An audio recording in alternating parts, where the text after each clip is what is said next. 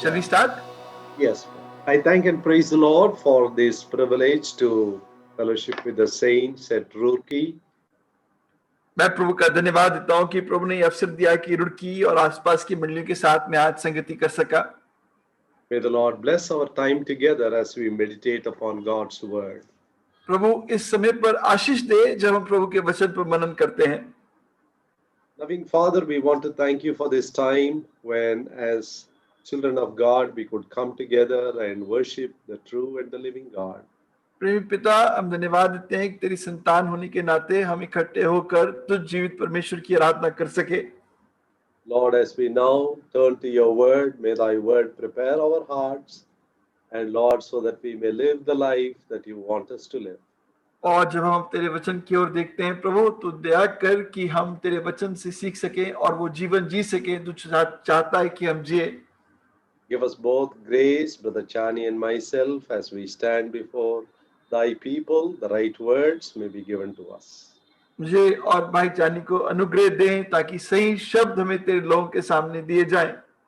We pray this with thanksgiving in the name of our Lord Jesus Christ.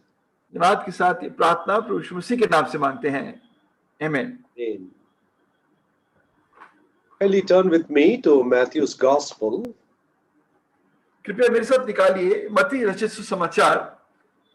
In Matthew's Gospel, I want to highlight three great things the Lord wants to do in our lives. और मत्ती के द्वारा मैं तीन बड़ी बातें आपको दिखाना चाहता हूं जो प्रभु हमारे जीवन में करना चाहता है। Matthew 11, towards the end of the chapter, we find the great call of the Lord. Come unto me, all ye that labor and are heavy laden, and I'll give you rest. That's a great मत्ती call. 11 अध्याय के आखिर में प्रभु की बड़ी पुकार को सुनते हैं, बहुत से दबे थके हुए लोगों, मेरे पास आओ, मैं तुम्हें विश्राम दूंगा। ये बहुत बड़ी पुकार है।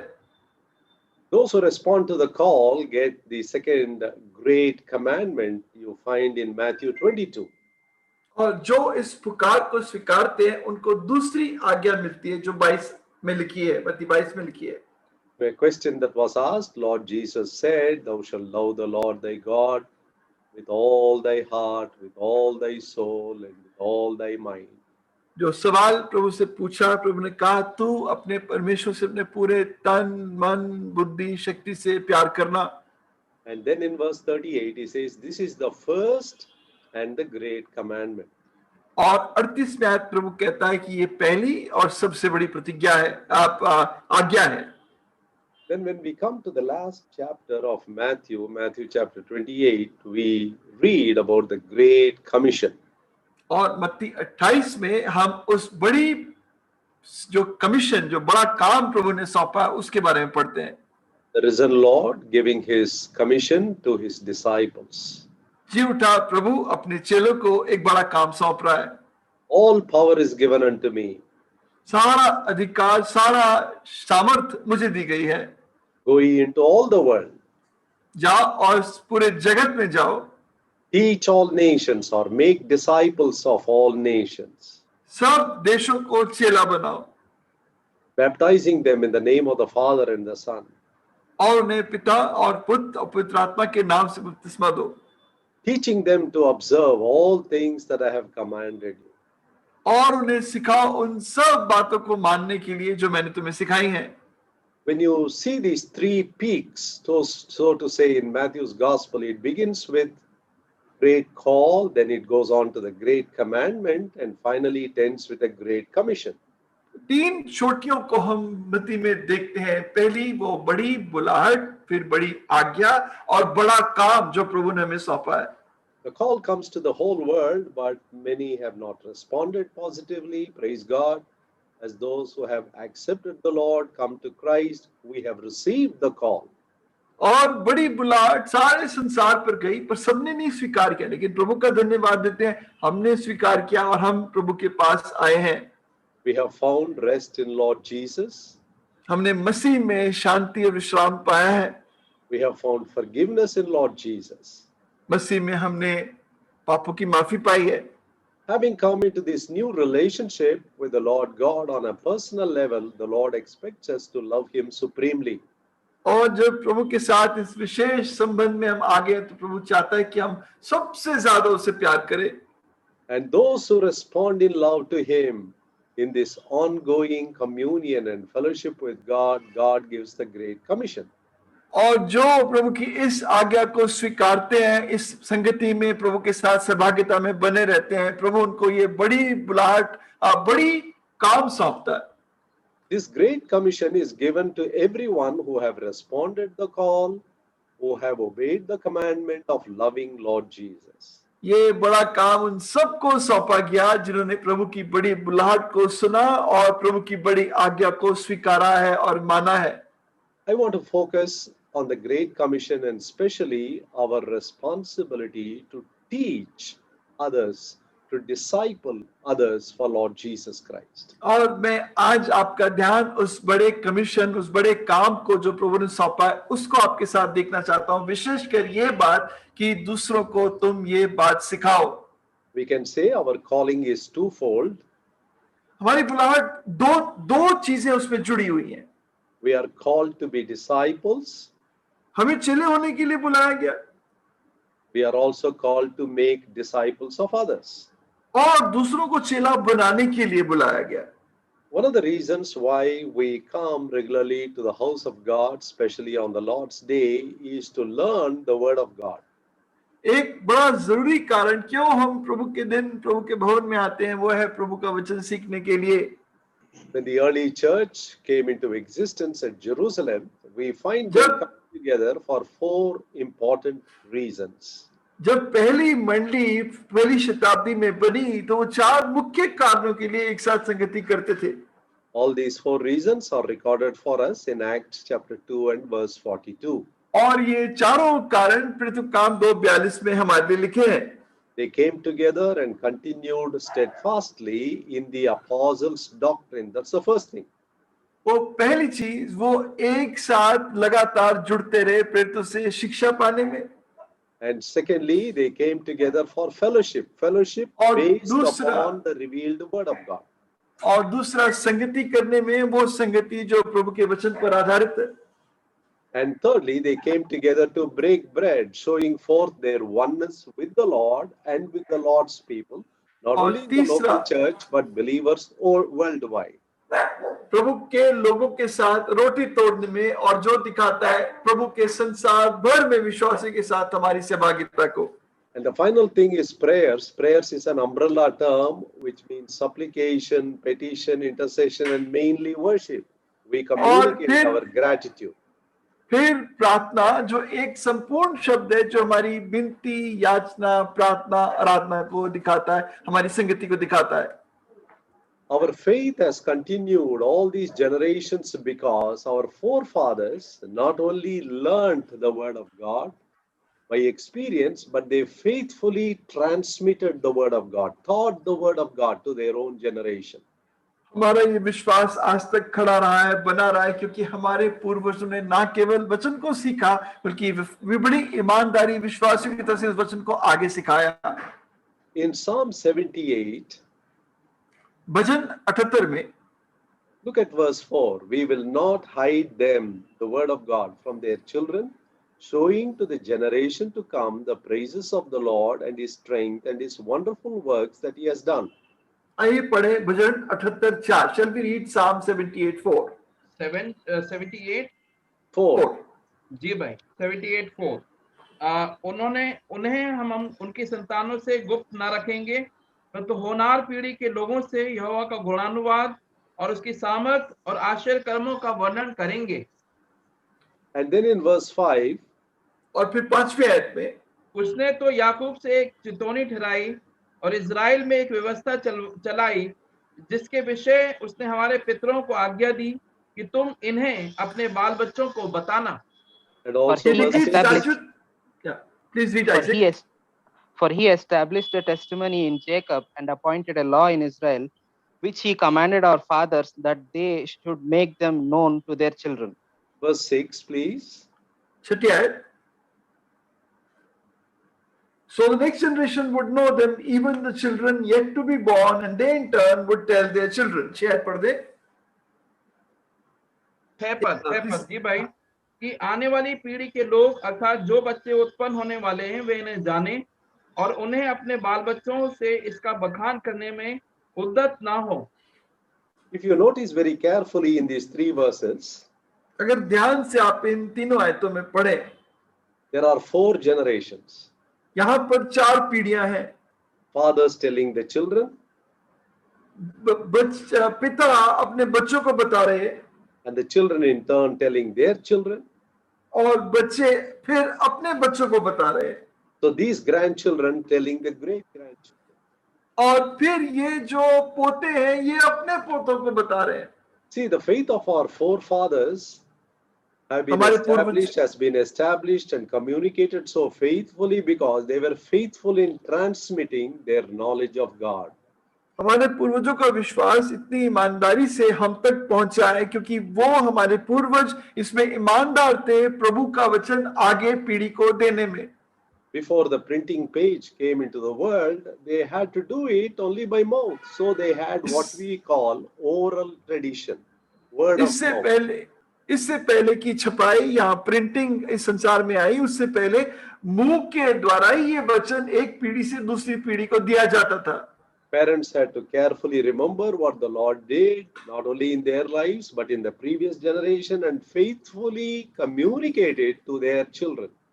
माँ बाप को ये ध्यान से याद रखना पड़ता था क्या प्रभु ने उनकी पीढ़ी में किया है और न केवल उनकी बल्कि उससे पहली पीढ़ी में किया और वो बातें अपने बच्चों को ईमानदारी से बिल्कुल विश्वास योग्यता से बताएं। So this principle of learning and teaching and communicating and passing on the information to the next generation is a principle and a commandment that God has given to all of us. तो ये बात जो थी पीढ़ी दर पीढ़ी सीखना और सिखाना एक सिद्धांत और एक आज्ञा जो प्रभु ने अपने लोगों को पीढ़ी दर पीढ़ी दी है। In the New Testament, 2 Timothy chapter 2, नए नियम में 2 तिमुथियुस 2 अध्याय verse 2 और दूसरी आयत 2 तिमुथियुस 2:2 2 तिमुथियुस 2:2 और जो बातें तूने बहुत से गवाहों के सामने मुझसे सुनी है उन्हें विश्वासी मनुष्यों को सौंप दे जो दूसरों को भी सिखाने के योग्य हों। And the things that you have heard from me among many witnesses, commit these to faithful men who will be able to teach others also. Do you notice again 4 groups of people here? क्या फिर आप यहाँ पर 4 झुंडों को देखते हैं? It's Paul teaching Timothy, पौलुस तिमुथियुस को सिखा रहा है and Timothy has to faithfully communicate that and deposit this truth into the hearts of faithful men. और तिमुथियुस को यह बातें विश्वास योग्य लोगों के मन में ठहरानी है। And these faithful men in turn should be able to teach others. और ये विश्वास योग्य पुरुष फिर विश्वास के भाई दूसरे भाइयों को दूसरे लोगों को सिखा सके। As the children of God, we have this great responsibility of learning and communicating. प्रभु के बच्चे होने के नाते बहुत जरूरी है हमें सीखना और दूसरों को आगे सिखाना, सीखना और सिखाना। In the land of Israel, we know that many kings of Israel and Judah, they ruled over God's people. Israel के देश में इज़राइल और यहूदा के राज्य में कितने राजाओं ने राज किया? Out of all the kings, we know that only a few were very godly. Most of them were very ungodly. उन सब में से बहुत कम ही राजा परमेश्वर के भक्त थे, बाकी भक्तिहीन थे। When you turn to 2 Chronicles chapter 17, अब दूसरा इतिहास 17 अध्याय पढ़ते हैं। we read about a godly king called Jehoshaphat. हम एक भक्त राजा के बारे में पढ़ते हैं, यहोशापात। In chapter 17, verse 3, we read, Jehoshaphat, the Lord was with him because he walked in the first ways of his father David. 17:3 में हम पढ़ते हैं कि प्रभु यहोशापात के साथ था क्योंकि यहोशापात अपने पूर्वज दाऊद के कदमों पर चला। And verse 4 says, he sought the Lord, God his father, and walked in his commandments and not after the doings of Israel. और चौथी आयत में लिखा है कि उसने प्रभु को खोजा और प्रभु के पीछे चला, ना कि दूसरे इज़राइल के राजाओं की तरह। No, God was going to bring a great revival into the land of Judah, but how did God begin it all? अब यहूदा के देश में प्रभु एक बहुत बड़ा परिवर्तन लाने वाला था, लेकिन प्रभु उस काम को शुरू कैसे करेगा? Many times we also pray for revival. Lord, revive our church, revive our nation, visit our nation. But how does God begin? कई बार हम जागृति के लिए प्रार्थना करते हैं, मंडली को जगा, देश को जगा, लेकिन ये जागृति शुरू कैसे होती है? When you look carefully into this passage, Jehoshaphat firstly began seeking the Lord on a personal level. इस बात को जब हम पढ़ते हैं तो ध्यान से देखिए, यहोशापात ने व्यक्तिगत जीवन में प्रभु को खोजना शुरू किया। As he sought carefully the commandments of the Lord, the word of the Lord, and put them into practice, God brought a revival in his own heart first. जब उसने प्रभु की आज्ञाओं को बहुत मन लगाकर खोजा तो पहले प्रभु उसके व्यक्तिगत जीवन में एक बड़ी जागृति लाया। He refused to be like the Israelites around him. They were into idolatry, they were into immorality. He said, I'm not going to be like any one of them. I'm going to be different. आसपास के इस्राएलियों की तरह उसने कहा कि मैं नहीं बनूंगा। वो मूर्ति पूजक थे, वो व्यभिचारी थे, पर मैं ऐसा नहीं बनूंगा। How did God bless him? प्रभु ने उसको कैसे आशीष दी? See verse 5. 5वीं आयत। जी भाई, इस कारण यहोवा ने राज्य को उसके हाथ में दृढ़ किया और सारे यहूदी उसके पास भेंट लाया करते थे और उसके पास बहुत धन हो गया और उसका वैभव बढ़ गया। Therefore, the Lord established the kingdom in his hand, and all Judah gave presents to Jehoshaphat, and he had riches and honor in abundance. What wonderful things are written about this great king. When he honored the Lord honored him. कितनी अद्भुत बातें इस राजा के बारे में लिखी हैं कि जब उसने प्रभु का आदर किया, प्रभु ने उसका आदर किया। When we truly search our God with all our heart, when there is a true commitment and consecration to obey the word of the Lord, God in turn blesses such people. जब प्रभु के लोग प्रभु का आदर करते हैं, प्रभु की आज्ञा को मन से मानते हैं, उसके पीछे होते हैं, ऐसे लोगों का प्रभु आदर करता है। So verses 3 to 5 or 6, they speak about the personal revival that began in the heart and life of Jehoshaphat himself. 3 से 6 बताते हैं कि जो व्यक्तिगत जागृति प्रभु के यहोशापात के जीवन में शुरू हुई। And from verse 7 to verse 11, he does not stop there. He does not stop the revival there. Now he begins to reach out to his nation. अब 7 से 11 आयत में जागृति वहां खत्म नहीं होती, बल्कि वहां से वो देश में जागृति शुरू होती है। In verse 7 it says, in the 3rd year of his reign, he called forth his 5 princes. और 7वें आयत में लिखा है कि अपने राज्य के तीसरे वर्ष में वो अपने 5 अफसरों को उसने बुलाया। And verse 8 says, he called for 9 Levites and 2 priests. और 8वीं आयत में 9 लेवियों और 2 याजकों को बुलाया। So altogether, 5 princes, 9 Levites, 2 priests, it became a beautiful company of 16 people. यानी एक बहुत सुंदर 16 लोगों का झुंड बन गया। And to this team, he gave a very special assignment. और इन 16 लोगों को उसने एक विशेष काम सौंपा। He gave them the law of the Lord and he said, you are going to go from city to city, gather people and teach them the word of God. उसने उनको प्रभु की व्यवस्था के बारे में सौंपा और कहा कि तुम शहर दर शहर जाके प्रभु की व्यवस्था को लोगों को सिखाओ। To my knowledge, there is no king who ever did in such a systematic, structured way like Jehoshaphat, either before or after him. मेरे अध्ययन में कोई भी ऐसा राजा नहीं था यहोशापात से पहले या बाद जिसने इतने नियमित तरीके से इस तरह प्रभु के वचन को देश को सिखाया। Why did he hit upon this plan? Why did this new thought come to him which nobody else had? ऐसी एक नई योजना और नया विचार उसको कहां से आया? The word of God touched his own life, revived his own heart, brought blessing into his own life. Now we said, let the whole country enjoy this blessing. प्रभु के वचन ने उसके दिल को छुआ, उसके जीवन में जागृति लाया, उसके जीवन में आशीष लाया। अब वो कहता है ये पूरे देश में जागृति और आशीष आए। Even today in the world, almost in every country, most of the countries, we have Bible schools, we have seminaries. आज ज्यादातर देशों में बाइबल स्कूल्स हैं, बाइबल के कॉलेजेस हैं। Students are invited, they stay with them, stay in the hostels, and then they learn the word of God in a systematic way, probably 2-3 years, and then they go back to their mission fields. वहां पर विद्यार्थियों को बुलाया जाता है, बहुत अध्ययन के तरीके से उनको वचन सिखाया जाता है और फिर वो अपने अपने जगहों पर सेवकाई के लिए चले जाते हैं। But here is a mobile Bible school which is moving from city to city. लेकिन यहाँ पर तो एक चलता फिरता बाइबल का स्कूल है जो शहर दर शहर जा रहा है। These 16 people went from city to city. When they went to a new city, they gathered people in that locality, taught them the word of God. Then they moved to the next city and taught them the word of God. So they disseminated, propagated the word of God throughout the country. और ये 16 लोग शहर दर शहर प्रभु के लोगों के पास गए और जा जाकर उनको वचन सिखाया और वचन फैलता चला गया। What a wonderful teamwork that was, and the king organized it, and the Lord blessed that work. कितना अद्भुत एक टीम का काम था। राजा ने एक आयोजित उनको योजनाबद्ध तरीके से इस्तेमाल किया। How did heaven take notice of this, and how did God respond or bless him? और स्वर्ग ने कैसे इस बात पर ध्यान दिया और कैसे उस पर आशीष दी। See verse 10. 10 आयत पढ़े। 10 पद।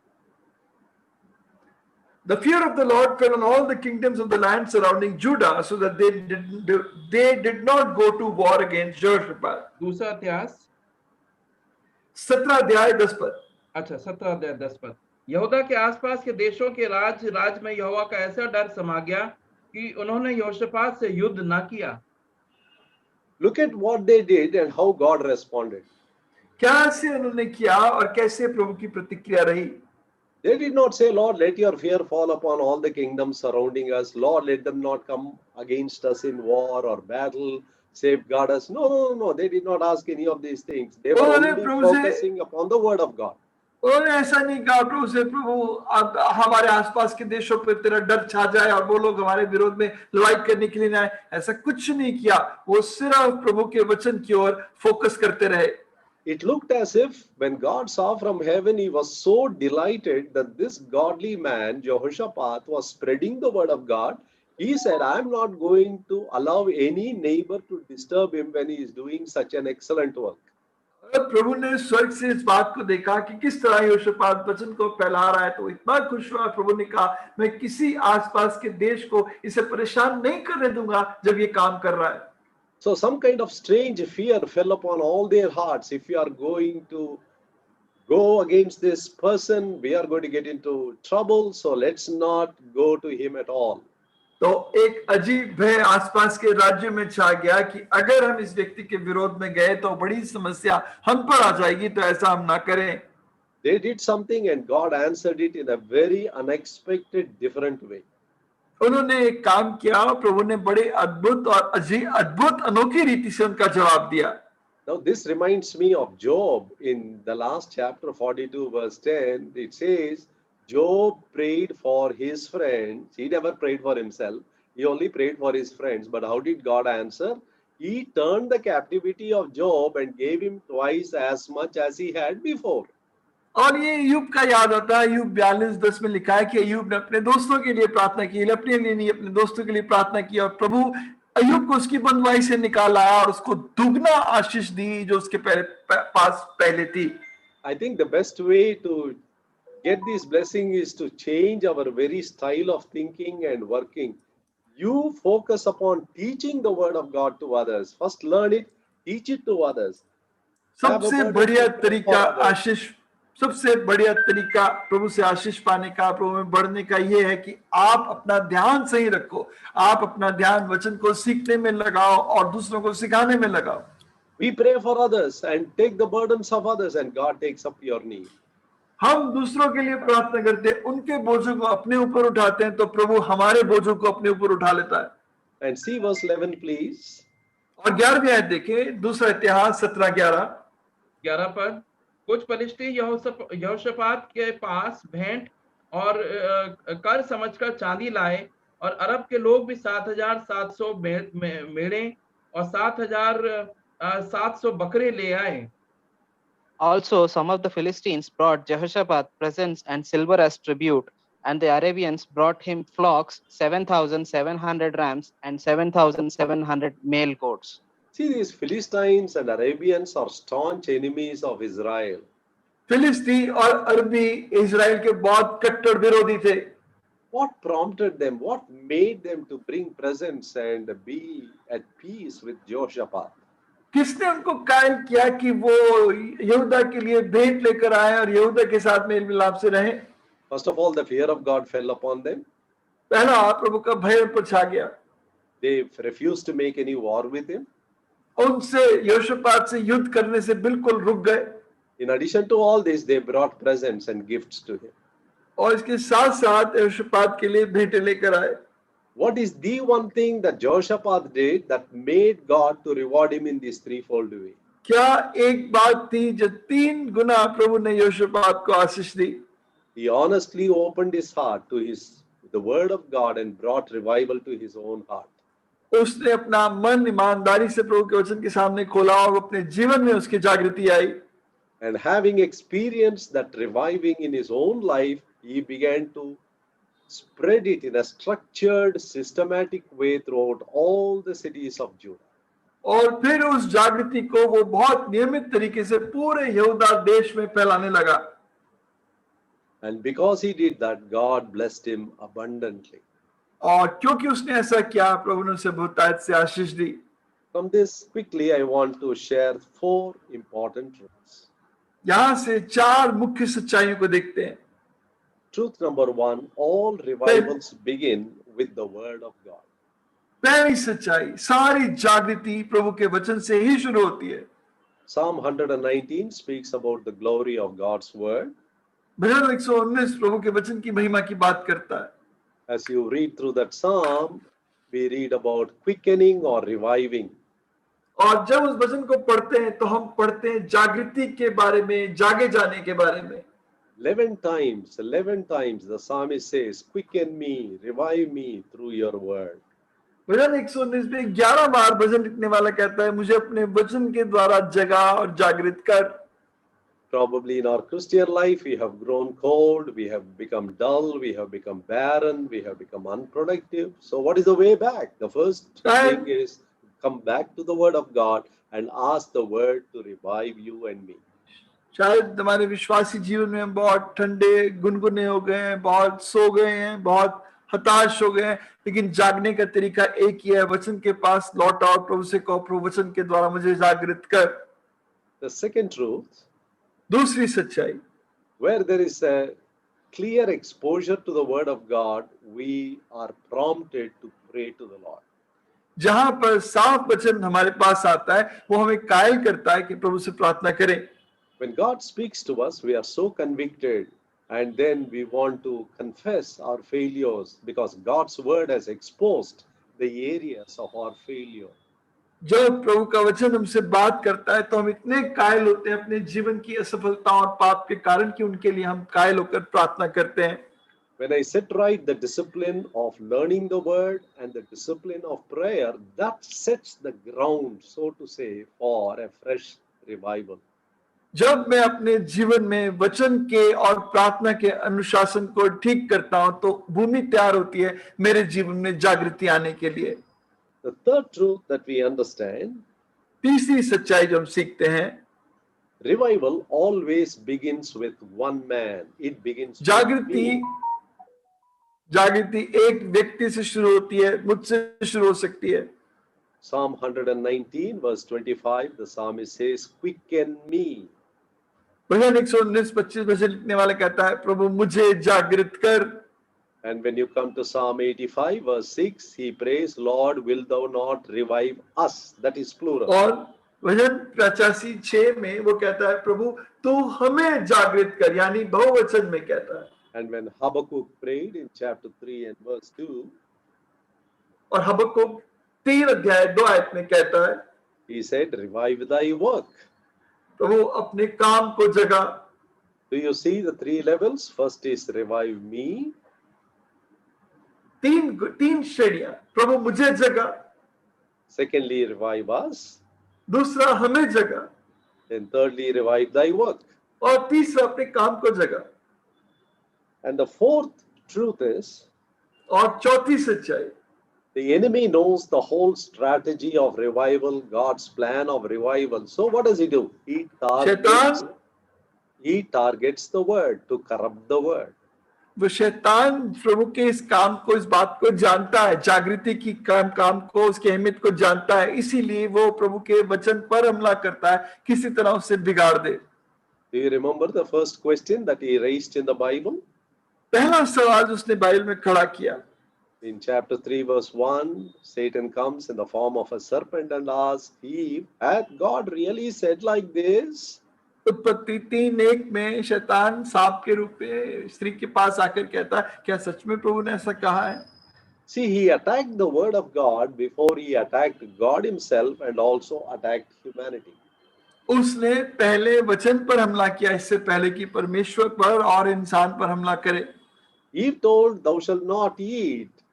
But he said, उसने "No, if you eat it, you shall surely die." And the enemy said, "No, no, no, no, no, you shall not surely die." He just Prabhu said the ने opposite. कहा था, अगर तुम इसे खाओगे तो तुम निश्चित मर जाओगे। शैतान ने कहा, तुम निश्चित नहीं मरोगे। बिल्कुल उल्टा कहा। He knew that if the word of God in its entirety, in its purity, if it's going to be deposited in any human heart and if it's going to be practiced, there will be a great blessing. So he attacks always the word of God. वो जानता था अगर वचन अपनी पूरी सच्चाई और पूरी शुद्धता के साथ एक इंसान के दिल में बस जाए तो बड़ी जागृति आएगी, इसलिए वो वचन को खराब करने के लिए हमले करता है। Unfortunately, we live in a world and in a century today where there is so much of corruption and deviation from the pure word of God. आज हम एक ऐसी शताब्दी और ऐसे युग में जी रहे हैं जहां पर दुर्भाग्यपूर्ण वचन को लेकर बहुत गड़बड़ी फैलाई जा रही है। Right in the first century, John has to warn us in 1 John chapter 4 and verse 1. पहली शताब्दी में पहला यूहन्ना 4:1 में यूहन्ना ने हमें चेतावनी दी थी, Beloved, believe not every spirit, but try whether the spirits they are of God, because many false prophets have gone out into the world. प्रियो हर एक आत्मा पे विश्वास मत करो, पर हर एक आत्मा को परखो, क्योंकि बहुत सारी झूठी आत्माएं इस संसार में निकल कर गई है। This examination, inspection has to be done among the beloved. और ये झूठे नबी इस संसार में गए हैं और ये आपस जो जांचना है ये प्रिय प्रभु के लोगों के बीच में होना चाहिए। The enemy does not come in the form of an enemy in that terrible figure, but he comes like an angel of light, as we read in 2 Corinthians 11:14. और दूसरा कुरिन्थियों 11:14 के अनुसार शैतान आपका कोई बहुत दानव बन के ऐसा बन के नहीं आता है, वो बिल्कुल स्वर्गदूतों के रूप में ज्योति के दूत का रूप धारण करके हमारे बीच में आता है। In the previous verse, Paul speaks about false apostles. उसके पहली आयत में पौलुस कहता है झूठे प्रेरित, Deceitful workers, धोखा देने वाले, काम करने वाले, धोखा देने वाले दास, transforming themselves into an angel of light, into the वो apostles जो of Christ. वो जो ज्योति के दूत और मसीह के प्रेरित का स्वरूप धारण कर लेते हैं। Now, how can we safeguard our own hearts तो from हम receiving अपने or learning the wrong word? तो हम अपने वचन को इस गलत शिक्षा से, गलत शब्दों से कैसे बचाए रखें? Personally, we have to be diligent students of God's word. पहले हम वचन के बहुत सही सीखने वाले, सही चेले हों। As Bereans, when they heard Paul, they did not immediately take it on the surface value, went back to their home, searched the scriptures to make sure, to cross-check whether what Paul taught was according to the word of God. और brother, can you repeat the sentence again? When Bereans at Berea heard the preaching of Paul, they did not accept it on its face value, but went back to their homes, searched the scriptures, the scrolls that they had, to make sure that what Paul preached was in accordance to the word of God. जब बेरिया के लोगों ने पौलुस के द्वारा प्रभु के वचन को सुना तो सीधा उसको नहीं लिया, वो खुद अपने घर गए, वचन के वो पुस्तकों को खोल के उन्होंने देखा कि जो पौल कह रहा है वचन के अनुसार है कि नहीं है। The Holy Spirit did not say, "Oh, how dare you doubt my chosen servant? He is a leading apostle. Whatever he said, you should have accepted." No, no, no, no. The Bible says these people are noble, more noble than those in Thessalonica, because they did that cross-checking. अरे ऐसा कैसे लोग कर रहे हैं, पौलुस के वचन पे ऐसे कर रहे हैं, लेकिन नहीं, वचन कहता है कि वो थिस्सलुनीकियों के लोगों से ज्यादा सज्जन थे और वचन को ध्यान से देखते थे। As they searched the word, they knew the truth and they committed themselves to the truth. और जब उन्होंने वचन को खोजा तो अपने आप को वचन की सच्चाई के लिए दे दिया। May the Lord plant a deep desire in our heart, both to learn the word practice the word and transmit the word. प्रभु करे हमारे अंदर एक बड़ी गहरी अभिलाषा हो कि हम वचन को सीखें और वचन को सिखाएं, वचन खुद मेरे जीवन में गहरा काम करे। Let's always remember, revival begins with the word of God and revival begins with me. प्रभु से हमेशा ये बात को जाने की जागृति मुझसे शुरू होती है, मेरे जीवन में पहले शुरू होती है। If we have received the great call, we have received the great commandment, and if we have obeyed the great commandment, we are all under the great commission. अगर हमने उस बड़ी बुलाहट को सुना है तो हमें बड़ी आज्ञा हमारे जीवन में आई है, और बड़ी आज्ञा अगर हमने मानी है तो एक बड़ा काम प्रभु ने हमें सौंपा है। Go into all the world, teach all nations, teaching them to observe whatever I have commanded. इस सारे संसार में जाओ और उनको प्रभु का वचन सिखाओ, उनको सिखाओ कि वो मेरे चेले बने। May the Lord help us to be learners and also teachers, and also those who practice, practitioners, learners, practitioners, preachers. प्रभु करे कि हम वचन को सीखने वाले, वचन पर चलने वाले और वचन को सिखाने वाले बने। Thank you. Thank you, brother. Thank you so much.